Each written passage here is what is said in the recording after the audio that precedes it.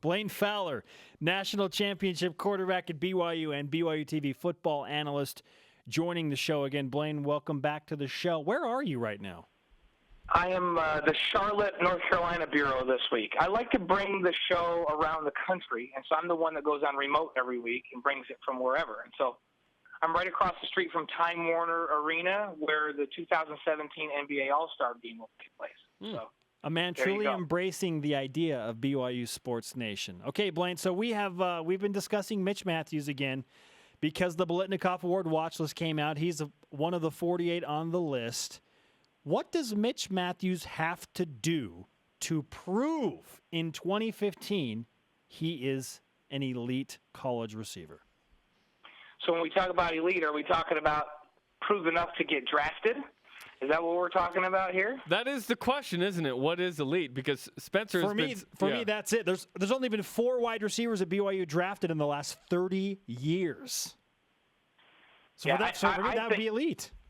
Yeah, and I think that well, definitely if we're going to put them in that company. So I'm trying to think of who they are. So you've got Austin Collie, obviously, and you've got Watkins, and then 2 guys that I played with, Bellini and Kozlowski, and also Glenn Kozlowski. Is there any others? Is that it? Is it those 4? That is it. Wow. Yeah, those are the 4 that came to the top of my head, and so it's an interesting thing because I'm not so sure it's about numbers for Mitch this year. He had good numbers last year. It's 73 catches, 922 yards. That's what's gotten him on the Biletnikoff watch list this year. But as NFL scouts start to watch him in his senior season, they look for more specific things. So as a big receiver at 6'6", they're looking to see when he's playing against high-level corners and high-level safeties, which he gets a chance to do this year because they're playing against some guys on some of these teams that they're playing in the first month of the year that are NFL-caliber talent at defensive back.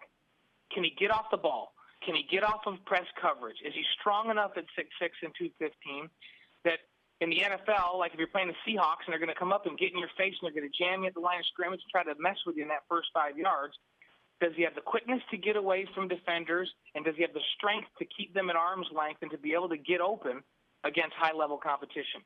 That's what they're looking for because the measurables that he would have if he goes to the Combine, which I believe he'll get invited to the Combine if he has a decent year, those will all be off the charts, especially at his height. His vertical will be crazy good. His 40, I think he's a lot faster than people know. I think he's got great speed, not just great speed for a 6'6" guy, but great speed, period. So all of those things are going to look great, and it'll come down to, okay, do we think he's physical enough to play in a league where the DBs have great quickness and great strength at the line of scrimmage and will lock into you and not let you get off the ball? That's what I'm watching for this year. How good does he do that? Some fantastic points you bring up, and I want to reiterate what you just said, and that is he needs to have a good year to get invited to the Combine, okay? Because there's a difference between being invited to the Combine and just having a good pro day at BYU. If you have a good Combine and you're invited there, that's where the numbers that Jaron was talking about earlier come in, Jaron. Like, if you have 1,000 yards receiving, you're going to get invited to the Combine. Yeah, in my opinion, Blaine, in addition to those things which mean the most for NFL draftability, I think he's got to have at least 1,000 yards. I think he's got to have 75-plus catches. Those are within range. But we'll know in September if he's an elite receiver or not, in my opinion, because he's going to play against some NFL-caliber defenses, Blaine. And, the other thing is that you get exposure, and people start to look a little harder at you when your team is really good. So if BYU can somehow come out of the month of September in a good position and be nationally ranked where they're just top of mind for people, and I know NFL scouts, they look everywhere. They look at, Mississippi Valley State, for Pete's sake, and get Jerry Rice. So they look everywhere. But there's something to getting invited to the Combine that goes along with your team being there in the spotlight a lot and people going, oh, you know what, that guy's good, let's take a closer look. Oh, man, that team's good, let's take a closer look. And so I think his team can help him. And so if you end up being the top guy and the go-to guy on a very good football team and you've played well against high-level competition, now you get invited to the Combine. And the things that they measure there, not just vertical and his 3-cone drill and all those kinds of things, but his hands are gigantic. They measure receivers' hands. He's going to come out right on top on that. He'll do well on the Wonderlic test. He'll do great in the interviews.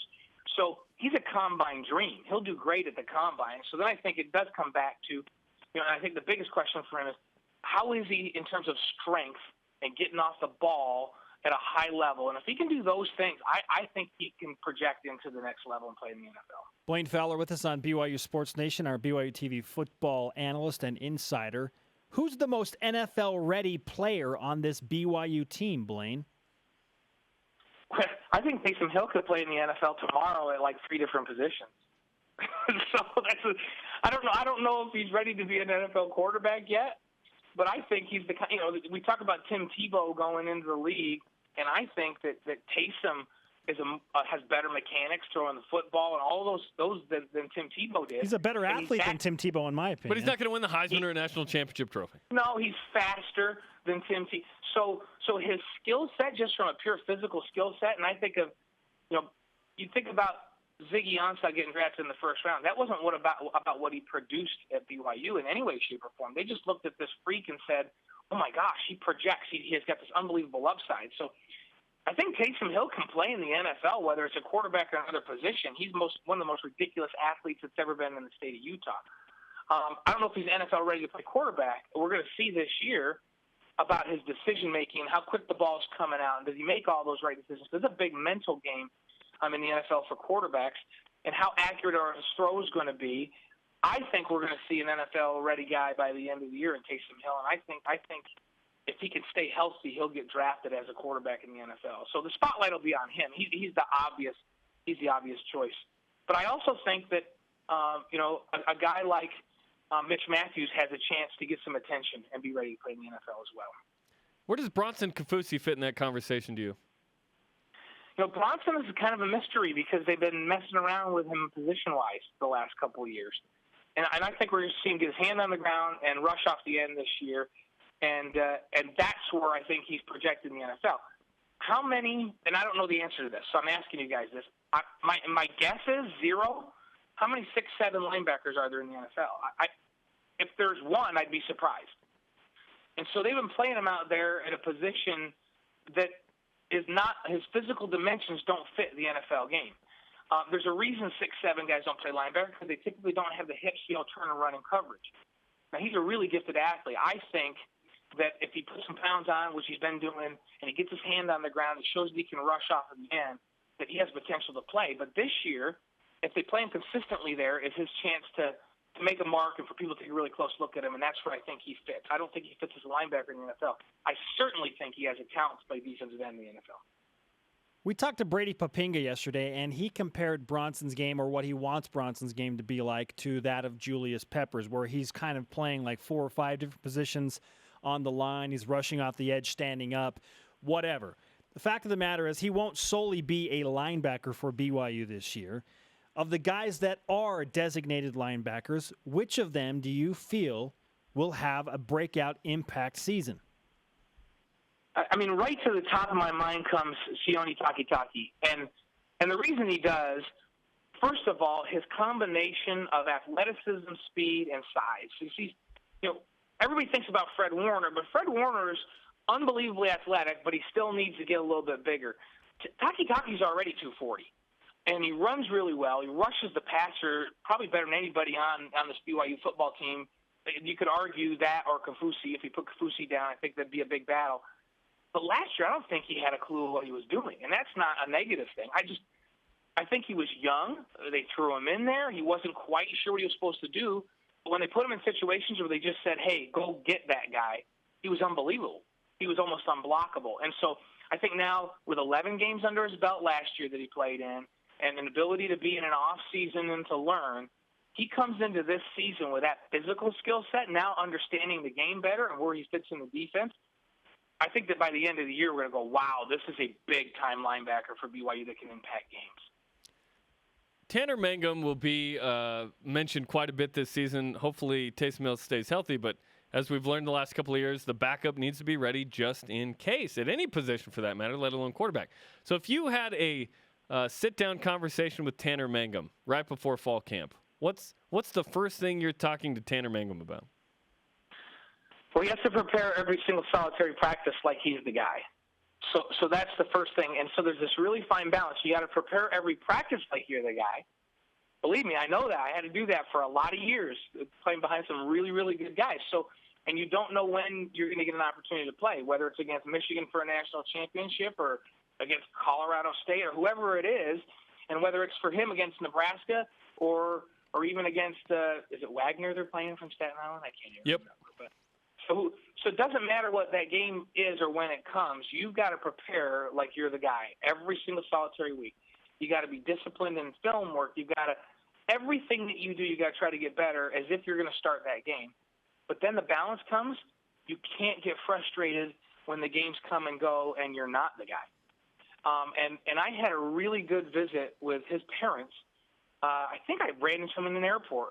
You know, I'm in enough airports. I run into a lot of people in airports, but and I loved their mentality. I think that they've got a really, really good perspective. And they said, boy, the last thing we want to have happen is for Taysom to get hurt and for him to have to play before he's ready to play. What they would love is for him to be in a backup role, play significant minutes, learn the game, watch from a great player, understand the offense, and then play the next year. And I think that with parents that have that kind of mentality, a very, very good perspective, that are behind the scenes with him, I think that he's not going to have a problem thinking he should be out on the field as a freshman. And that's a great thing. So he'll have a chance to develop. The key for him is keep Taysom healthy, let him develop, and then he has a chance to be really, really good. But he's got to prepare as a freshman like he's going to play every week. So the preparation piece, he needs to learn exactly how Taysom does it and follow that pattern every single week as if he's the guy. Blaine Fowler representing BYU Sports Nation in Charlotte, North Carolina, and we are happy to report, Blaine, zero beeps! And How's that? Has that ever happened? Is that a new record? An elite interview with Blaine Fowler and 0 phone beeps. Never happened before. I just can't even believe it. I'm so excited I can't even tell you. You need to call from Charlotte more often. I'm going to do it. Blaine, great to talk to you. No, I need to get in. I need to get in there with you guys. Every time we're on the phone and I'm around the country, I keep getting excited for the season to get there when I'm in studio with you guys every week, because that's a lot more fun. I'm glad to do it over the phone, but hey, we're getting close. We're bearing down on when we're in studio and we're talking about games, which I can't wait. It's exciting. You have an open invitation to Studio B all the time. Blaine, great to talk to you, man. All right, guys. Talk to you later.